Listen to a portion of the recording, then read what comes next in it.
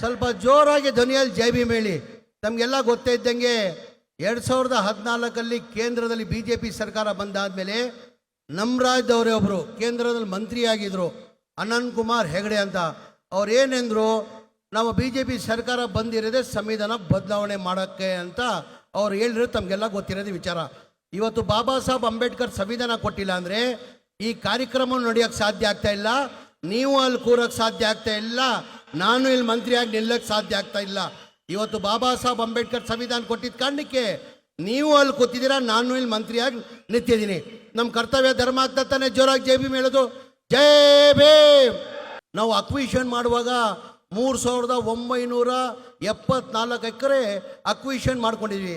ಆವಾಗ ರೈತರು ಬಂದು ಅಕ್ವಿಷನ್ ಮಾಡೋದು ನಮಗೇನು ಅಭ್ಯಂತರ ಇಲ್ಲ, ಇಲ್ಲಿ ನಮ್ಮ ಒಂದೇ ಕಂಡೀಷನ್ನಿ, ಇಲ್ಲಿ ಒಂದು ಇಂಟರ್ನ್ಯಾಷನಲ್ ಸ್ಟೇಡಿಯಂ ಆಗಬೇಕಾಗ್ತದೆ, ಅದ್ರ ಜೊತೆಯಲ್ಲಿ ಒಂದು ಸ್ಕೂಲ್ ಆಗಬೇಕಂತ ಒಂದು ಕಂಡೀಷನ್ ಇಟ್ಟು ರೈತರು ಅವತ್ತು ಒಪ್ಕೊಂಡಿದ್ದು 2020.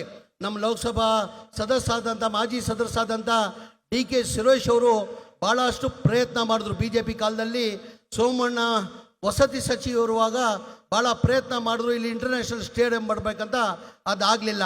ನಮ್ಮ ಸರ್ಕಾರ 2023 ನಮ್ಮ ಸರ್ಕಾರ ಬಂದಾದಮೇಲೆ ನಾನು ವಸತಿ ಮಂತ್ರಿ ಆದಮೇಲೆ ನನ್ನ ಅನಿಸಿಕೆ 10 ಬಾರಿ ಇಲ್ಲ 100 ಬಾರಿ ಬಂದು ನಾನು ಒತ್ತಡ ಮಾಡಿ DK ಸುರೇಶ್ ಅವರು ಇಲ್ಲಿ ಇಂಟರ್ನ್ಯಾಷನಲ್ ಸ್ಟೇಡಿಯಂ ಆಗಲೇಬೇಕಂತ ಹೇಳ್ಬಿಟ್ಟು ಇವತ್ತು ಒತ್ತಡ ಮಾಡಿ ಇವತ್ತು ಏನು ಗುದ್ಲಿ ಪೂಜೆನ ಮಾಡಿದ್ದಾರೆ, ಇವತ್ತು ನಾವು ಮಾಡಿದ್ದೀವಿ.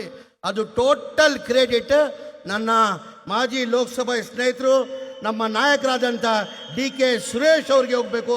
ಅದ್ರ ಜೊತೆಯಲ್ಲಿ ನಮ್ಮ ಶಿವಣ್ಣನು ಯಾವಾಗ ಬರ್ತಾಯಿದ್ರು ಆವಾಗ ಶಿವಣ್ಣನ ಜೊತೆಯಲ್ಲಿ ಬಂದು ನಾವು ರೈತರಿಗೆ ಮಾತನ್ನು ಕೊಟ್ಟಿದ್ದೀವಿ, ಇಲ್ಲಿ ಸ್ಟೇಡಿಯಂ ಆಗಲೇಬೇಕಂತ ಹೇಳ್ಬಿಟ್ಟು ಒತ್ತಡ ಮಾಡಿ ಇವತ್ತು ಒಂದು ಕನಸಿತ್ತು, ಆ ಕನಸನ್ನು ನಾವು ನೆನ್ಸು ಮಾಡಿದ್ದೀವಿ ಅಂತ ಹೇಳಕ್ಕೆ ಬಯಸ್ತಾ ಇದ್ದೀವಿ. ಅದ್ರ ಜೊತೆಯಲ್ಲಿ ಒಂದು ಸ್ಕೂಲ್ ಆಗಬೇಕಂತನೂ ಮಾಜಿ ಲೋಕಸಭಾ ಸದಸ್ಯ ಆದಂಥ DK ಸುರೇಶ್ ಅವರು ಕೇಳಿದ್ದಾರೆ. ಅದಕ್ಕೂ ಒಂದು 10 ಎಕರೆ ರಿಸರ್ವ್ ಮಾಡಿಬಿಟ್ಟು ಆ ಸ್ಕೂಲನ್ನು ಮಾಡ್ತೀವಂತ ಮಾತನ್ನು ಹೇಳಕ್ಕೆ ಬಯಸ್ತಾ ಇದ್ದೀನಿ.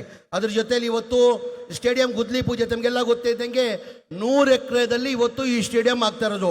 100 ಎಕರೆದಲ್ಲಿ 943 ಕೋಟಿ ವೆಚ್ಚದಲ್ಲಿ ಇವತ್ತು ಸ್ಟೇಡಿಯಂ ಆಗ್ತಾ ಇರೋದು.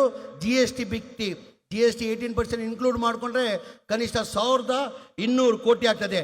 ಬರೀ ಇಲ್ಲಿ ನನ್ನ ಅನಿಸಿಕೆ ಇಡೀ ದೇಶದಲ್ಲಿ ದೊಡ್ಡ ಯಾವುದನ್ನ ಇಂಟರ್ನ್ಯಾಷನಲ್ ಸ್ಟೇಡಿಯಂ ಇದೆ ಅಂದರೆ ಅದು ಗುಜರಾತ್ ಬಿಟ್ಟರೆ ನನಗೆ ಇವತ್ತು ಭಾಳ ಸಂತೋಷನ ತಂದಿರೋದಂದರೆ ಇವತ್ತು 2ನೇ ರಾಜ್ಯ KHB ವತಿಯಿಂದ ಟೋಟಲ್ 101 ಕೋಟಿದಲ್ಲಿ 3 ಬೆಡ್ರೂಮ್ದು G+10 ಮತ್ತು G+5 ಟೋಟಲ್ 174 ಫ್ಲ್ಯಾಟ್ ಮತ್ತು 200 ಒಟ್ಟಾಗಿ 100 ಚಿಲ್ಲರೆ ಫ್ಲ್ಯಾಟ್ಗಳು 101 ಕೋಟಿ ವೆಚ್ಚದಲ್ಲೂ ಇವತ್ತು ಗುದ್ಲಿ ಪೂಜೆನ ಮಾಡಿದ್ದೀವಿ.